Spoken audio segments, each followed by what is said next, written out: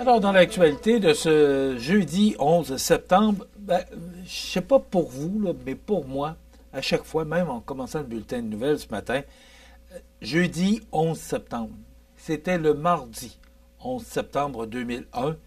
Comment peut-on oublier, parce que c'est à peu près à la même heure, là, on est en direct, c'est à peu près à la même heure, aux alentours de 9h moins quart, qu'on a vu les premiers appareils, ou le premier appareil frapper les tours du World Trade Center.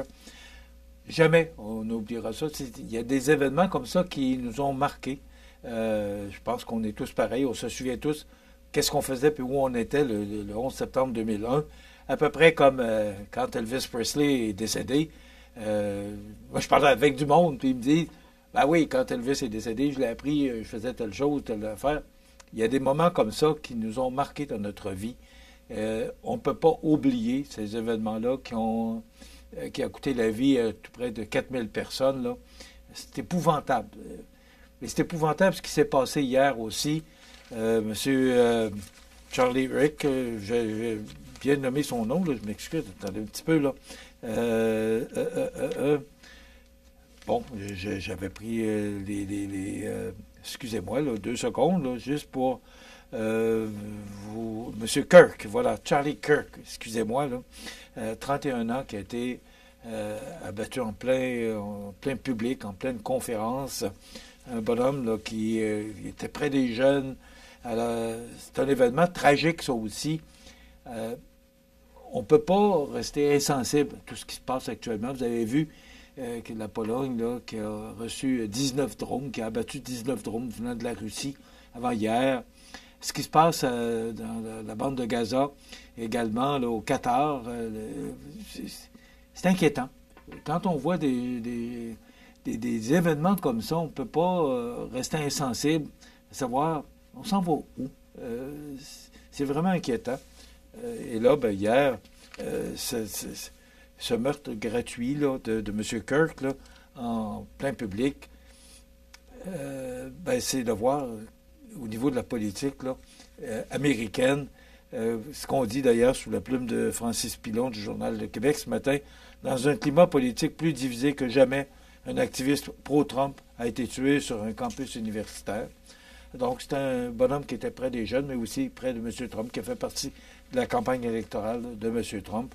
Alors, ces événements-là nous rappellent que ça ne va pas tellement bien sur notre planète. Mais on va rester positif sur la scène nationale, mais chaque fois qu'on prononce le 11 septembre, en tout cas pour moi, je me souviens de cette date. Jamais je n'oublierai cette date. La fonderie Poitras de Lillet qui met le paquet pour la santé et la sécurité de ses employés. Et le titre est vraiment justifié. Là, ça a été préparé par Gérald Beaulieu, notre reporter là, dans la région de Kamouraska et Lillet. Le titre est vraiment approprié. Moi, j'étais sur place. D'ailleurs, on va vous présenter une entrevue qu'on a réalisée. On va vous présenter ça la semaine prochaine avec les gens qui ont organisé ça, dont Guy Charbonneau, Marcel Giguère et Fala, qui est nouvellement arrivé aux ressources humaines. Là. Chapiteaux, grands chapiteaux, des gens avec des kiosques qui concernent la santé et sécurité au travail. C'est vraiment important pour la fonderie Poitras, qui a plus de 150 employés, là, qui voudraient en avoir 175, comme d'autres entreprises de notre région, est à la recherche d'employés. Mais pour démontrer à quel point cette usine-là prend soin de ses employés, c'est un exemple, je pense, pour plusieurs. On aura l'occasion de vous en parler davantage. Excellent reportage de Gérald, là, qui fait vraiment le portrait de ce qui s'est passé hier. Une belle journée en plus, là.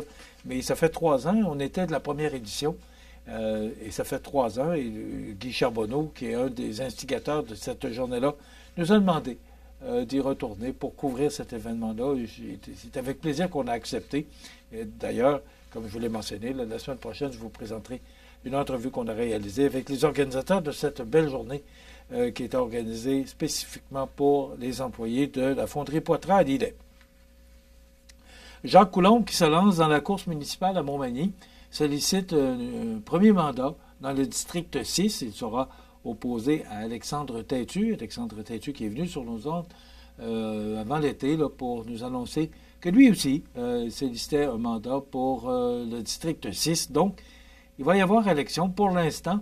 Il va y avoir élection dans le district 3. Pour l'instant, je vous dis vraiment, c'est embryonnaire parce que les candidatures, ça commence officiellement, les candidatures peuvent être reçues à partir du 19 septembre et officiellement, on se lance ou on tombe en campagne électorale à partir du 3 octobre. Donc, actuellement, dans le district 1, Marc Lefrançois a affiché ses couleurs.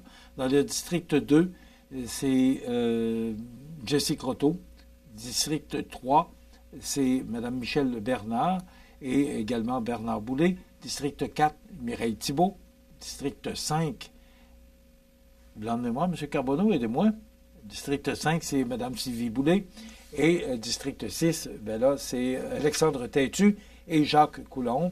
Et à la mairie, on le sait actuellement, c'est Mme Gabrielle Brisebois qui est actuellement conseillère au district 6 et également Pierre Bouffard, qui est copropriétaire au Coin du Monde, qui s'est lancé en politique également, qui devrait tenir une conférence de presse sous peu.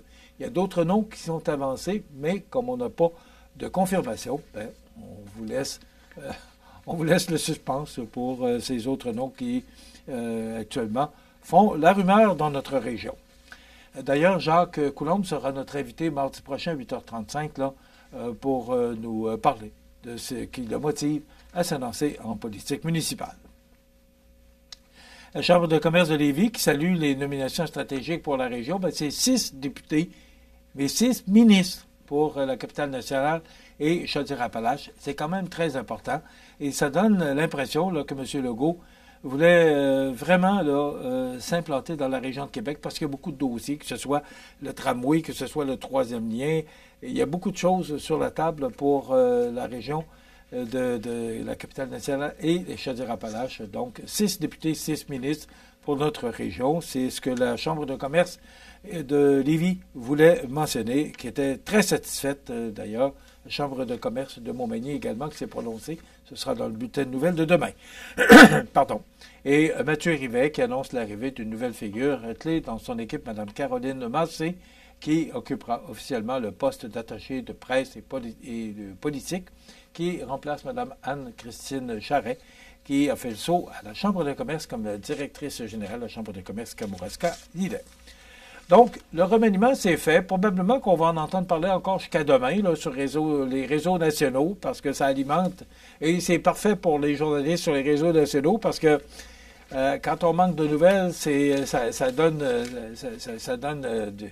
du matériel là, pour les bulletins de nouvelles. J'espère qu'à partir de la semaine prochaine, on va tomber sur d'autres nouvelles. C'est souhaitable là, pour nous qui suivons les actualités. Le parti du maire Marchand, qui a fracassé son record de financement de la dernière campagne électorale de 2021, qui a déjà plus de 140 000 $ dans ses coffres, ce qui place Québec fort et fier en bonne posture pour la lutte à venir, estime la jeune formation politique. Alors, M. Marchand qui est en bonne position. On sait qu'il y a plusieurs candidats et candidates là, pour le poste de maire à Québec, entre autres M. Sam Hamad. Alors, ce sera une campagne très intéressante qu'on va suivre là, au cours des prochains jours à la mairie de Québec. Et je termine, je vous ai parlé d'essence hier, je ne vais pas revenir là-dessus pour notre région, mais le plein partout sauf au Québec. C'est dans le Journal de Québec de ce matin. Et là, ce qu'on nous dit, c'est que les camionneurs, les entreprises de camionnage ont donné le mot d'ordre à leurs chauffeurs de faire le plein d'essence partout, sauf au Québec, quand c'est possible.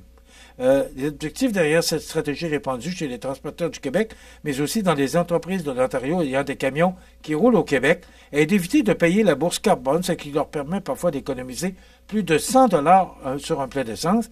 Hier, le prix à la pompe était de 1,33 $ dans une station d'Ottawa et 1,55 $ à Gatineau, un écart de 22 cents qu'il faut multiplier par 500 litres pour une économie de 110 $ quand même. Alors, c'est sous la plume de Louis Deschênes du Journal de Québec de ce matin, donc ça continue. Demain, on reçoit Nancy Dubé, candidate à la préfecture de la MRC de Kamouraska, et Vincent Bérubé, qui est maire de la Pocatière, et également candidat à la mairie de cette nouvelle ville de la Pocatière. Donc, c'est ce qu'on vous propose demain. Dans quelques instants, les avis de décès. Je vous souhaite de passer une excellente journée. À demain.